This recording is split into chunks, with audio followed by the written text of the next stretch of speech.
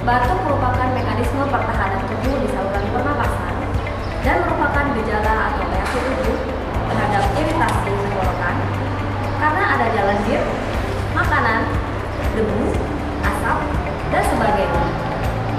Seringkali pada saat kita batuk, kita mengabaikan etika batuk, sehingga menyebabkan bakteri yang dikeluarkan saat kita batuk dapat menyebar dan tergigit oleh orang lain. Kebiasaan batuk dengan tidak menutup mulut saat kita batuk dapat menyebabkan penyebaran kuman dengan cepat. Untuk mencegah penyebaran kuman tersebut, berikut ini kami sampaikan cara etika batuk yang baik dan benar. Pertama, tutup mulut dan hidung dengan tisu, lalu lipat tisu dan buang pada tempat sampah. Kedua, kita bisa juga menggunakan lengan bahu bagian dalam. Ketiga, cuci tangan dengan sabun antiseptik. Keempat, gunakan masker pada saat kita batuk dan pilek.